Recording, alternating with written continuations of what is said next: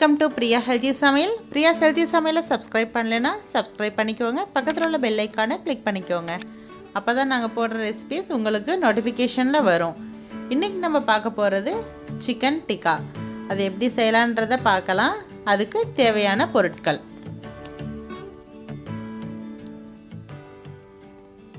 Boneless chicken 1/2 kilo, தயிர் 1/2 cup, Kashmiri chilli powder 2 spoon, மஞ்சத்தூள் 1 spoon, garam masala 1 spoon, இஞ்சி பூண்டு பேஸ்ட் 1 ஸ்பூன், ஜீரக powder 1 spoon, lemon juice 1 spoon,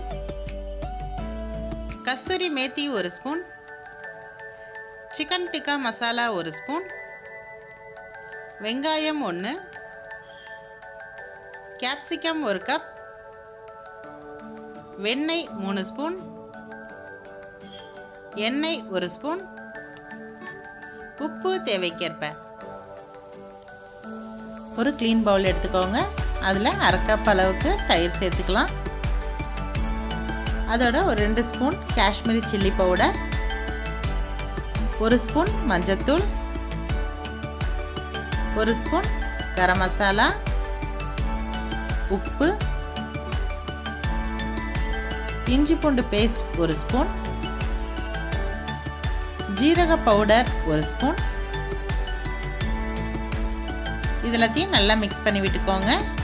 1 spoon அளவுக்கு ஆயில் ஆட் பண்ணிக்கோங்க. சிக்கன் டிக்கா மசாலா இருந்துச்சுன்னா அது 1 ஸ்பூன் நீங்கள் ஆட் பண்ணிக்கலாம். இதெல்லாத்தையும் நல்லா மிக்ஸ் பண்ணி விட்டாச்சு.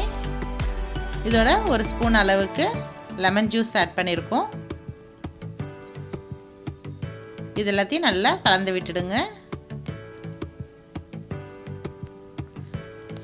இதோட 1 ஸ்பூன் அளவுக்கு கஸ்தூரி மேத்தி நல்லா க்ரஷ் பண்ணி இதில் ஆட் பண்ணிக்கோங்க. நம்ம வாஷ் பண்ணி வச்சுருக்க போன்லெஸ் சிக்கன் அதையும் இதோட நம்ம சேர்த்துக்கலாம். இதோட ஒரு பெரிய வெங்காயத்தை நல்லா க்யூபாக கட் பண்ணி அதை சேர்த்துருக்கோம். கேப்சிகம் 1 கப் ஆட் பண்ணியிருக்கோம். நல்லா கலராக இருந்துச்சுன்னா நல்லா கலர்ஃபுல்லாக இருக்கும் உங்களுக்கு பார்க்கவே. இது எல்லாத்தையும் நல்லா மிக்ஸ் பண்ணி விட்டுடுங்க. நல்லா சிக்கனில் நல்லா அந்த மசாலா போட்டார அளவுக்கு மிக்ஸ் பண்ணி விட்டுடுங்க.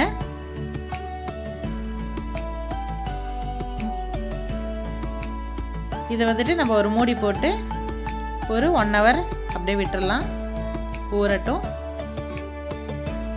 இது 1 hour கழிச்சு நம்ம இப்போ ஓப்பன் பண்ணி பார்க்குறோம். இது நல்லா மிக்ஸ் பண்ணி விட்டுக்கோங்க.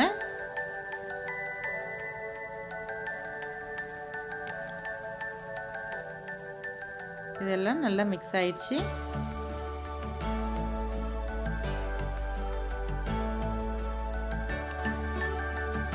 இப்போ இந்த போன்லெஸ் சிக்கனாக இருக்கு இல்லையா, இதை வந்துட்டு அந்த டிக்காக்கு அந்த ஸ்டிக்கில் வந்து நம்ம சொருவிக்கலாம்.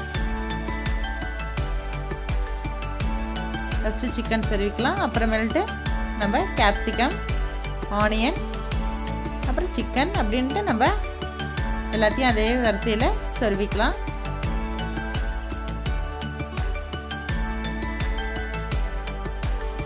இப்போ இந்த மாதிரி எடுத்து நம்ம ஒரு பிளேட்டில் எடுத்து வச்சிடலாம்.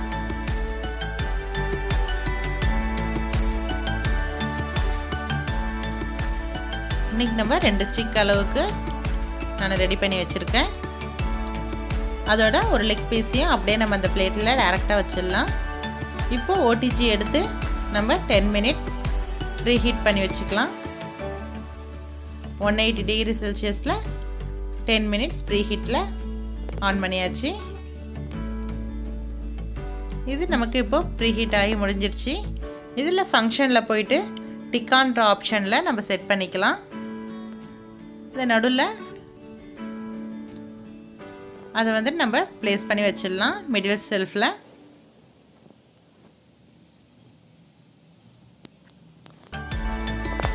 இப்போ வச்சாச்சு. இப்போ ஃபங்க்ஷனில் போயிட்டு டிக்கான்ற ஆப்ஷனில் செட் பண்ணி ஸ்டார்ட் பண்ணிடலாம். 30 minutes இப்போ ஸ்டார்ட் ஆகிருக்கு. இப்போ ஒரு 10 நிமிஷம் கழித்து நம்ம திரும்ப அதை நடுவில் ஓப்பன் பண்ணணும். ஓப்பன் பண்ணி நம்ம வந்து பட்டரை வந்து கோட் பண்ணி விடணும்.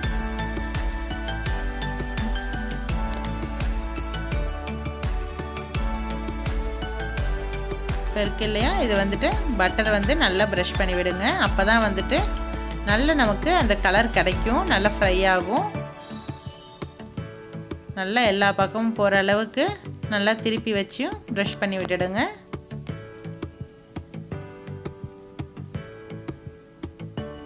அந்த பட்டர்லாம் பாருங்கள் இந்த ஹீட்டுக்கு மெல்ட் ஆகுது.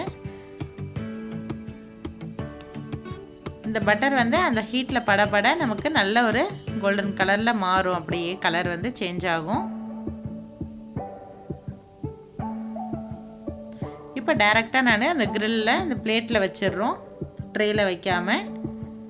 இதுக்கு அடியில் வந்துட்டு நம்ம ஃபாயில் ஷீட் போட்டு வச்சிட்டோம் அப்படின்னா வந்துட்டு நம்ம அதுலேருந்து சிக்கன்லேருந்து வர மசாலா அந்த தண்ணியெல்லாம் வந்துட்டு கீழே வந்துட்டு இந்த ஃபாயில் ஷீட்டில் ஊற்றிருக்கும்.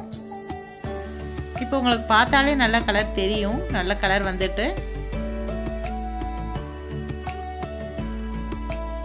இப்போ அதேமாரி ஒரு 5 நிமிஷத்துக்கு ஒரு தடவை அந்தமாரி எடுத்து நம்ம பட்டர் வந்து ப்ளேஸ் பண்ணிகிட்டே இருக்கணும்.